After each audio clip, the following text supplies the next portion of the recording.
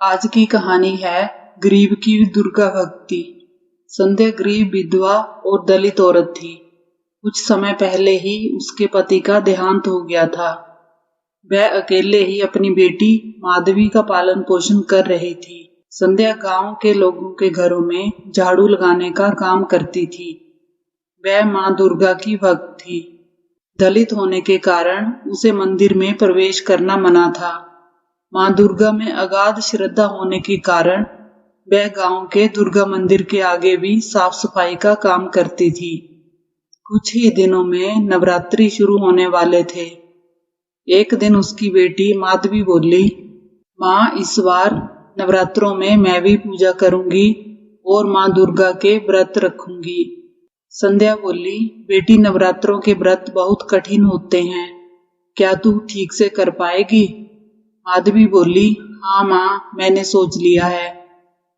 तो संध्या ने कहा, ठीक है, मैं भी तेरे साथ इस बार व्रत रखूंगी।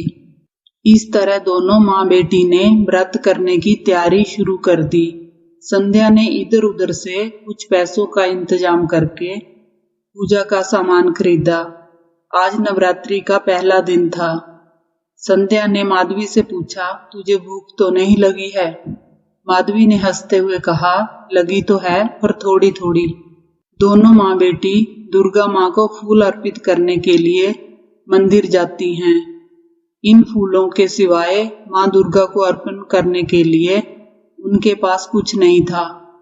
मंदिर में प्रवेश करने पर पुजारी उन्हें मंदिर के द्वार पर ही रोककर बोला कि तुम माँ बेटी कहाँ अंदर जा रही हो?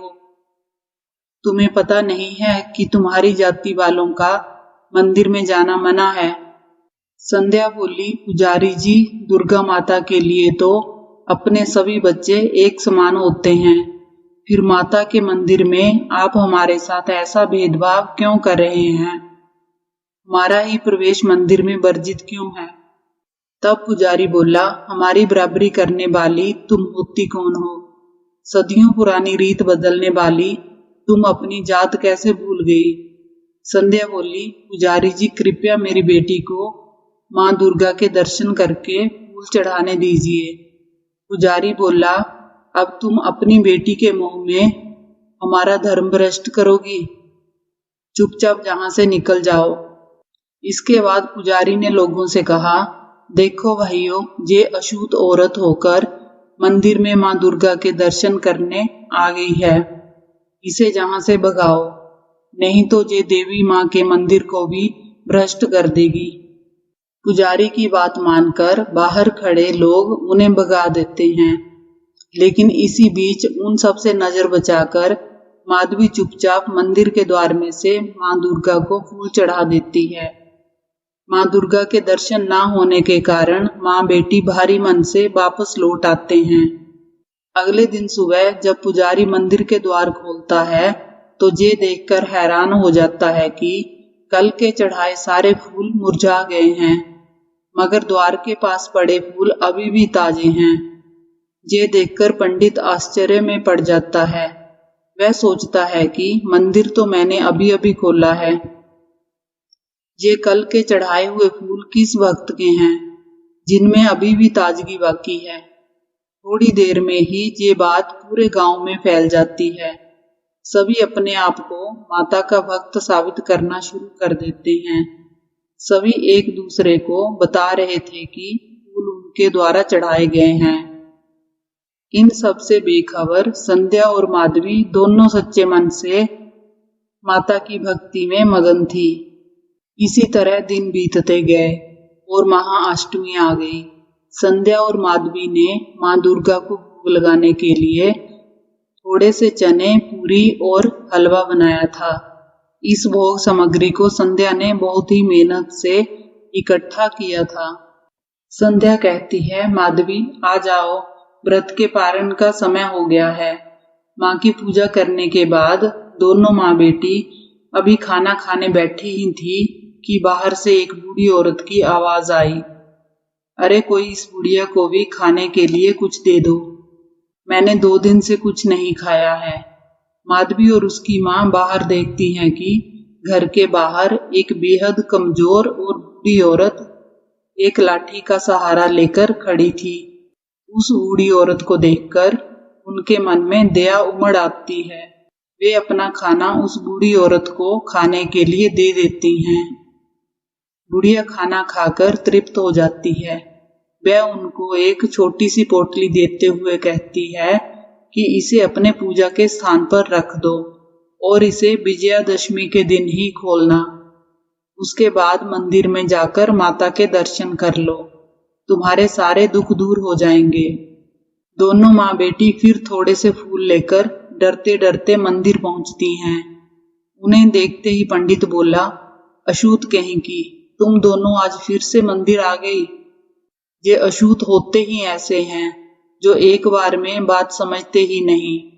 संध्या ने कहा, पुजारी जी, माता ने हमें मंदिर में पूजा करने से कभी मना नहीं किया। आप जैसे धर्म के ठेकेदार ही हमें मंदिर में प्रवेश करने से रोकते हैं। बस इतना पता है कि माता के दरबार में हम सब बराबर होते हैं।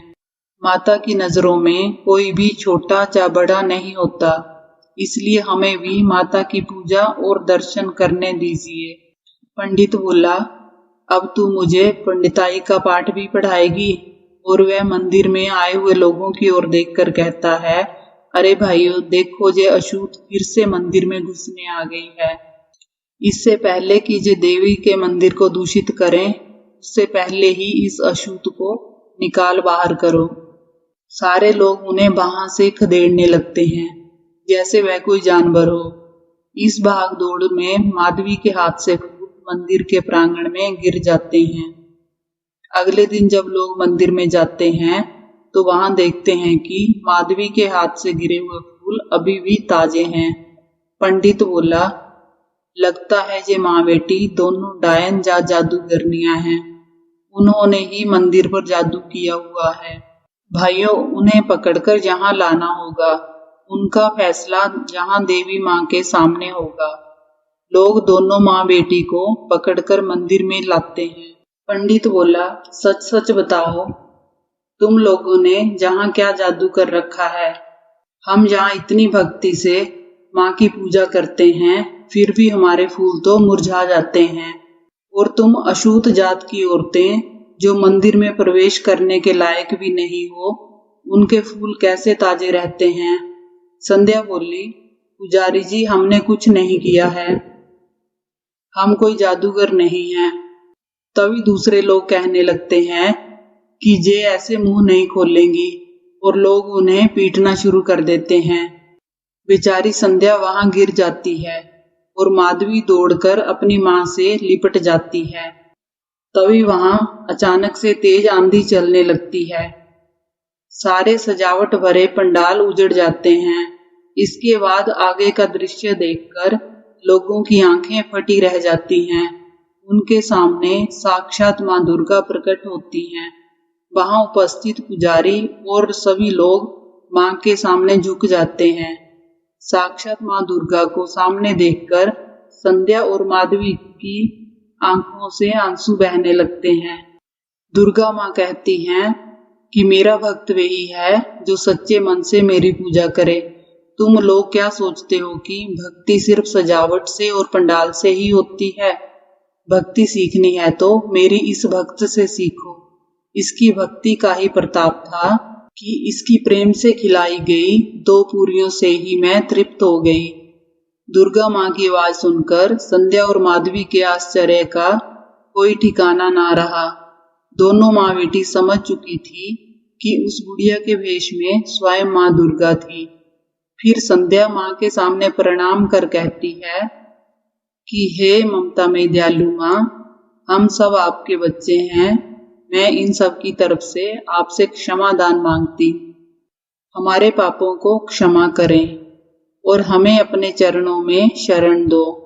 पुजारी को अपनी गलती का एहसास होता है और वह कहता है, माँ, हमसे बहुत बड़ा अपराध हो गया है, हमें माफ कर दो। मैंने संध्या और माधवी जैसे तुम्हारे कई भक्तों को इस मंदिर में आने से रोककर बहुत बड़ा अपराध किया है। सभी के इस प्रकार माफी मांगने से देवी का क्रोध शांत हो जाता है। इसके साथ ही आंधी थम जाती है। बुझे हुए दिए भी फिर से जलने लगते हैं।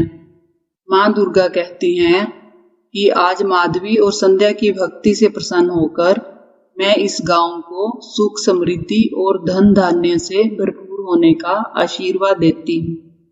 इतना कहकर माँ दुर्गा वहां से अंतर्ध्यान हो जाती है। सारे गांव वाले माधवी और संध्या से माफी मांगते हैं। उस दिन के बाद किसी का भी, चाहे छोटी जाति का हो चाहे बड़ी जाति का, मंदिर में प्रवेश वर्जित नहीं रहा। आज विजयादशमी थी। उस गुड़िया जो कि स्वयं माँ का रूप थी के कहे अनुसार जब संध्या और माधवी ने वह पोटली खोली तो उसमें से बहुत सारे हीरे जवाहरात और माणिक निकले। ये देखकर दोनों की आंखों में आंसू आ गए और मन दुर्गा माँ के प्रति श्रद्धा से भर गया। उस दिन से उनके जीवन में कोई कमी नहीं रही।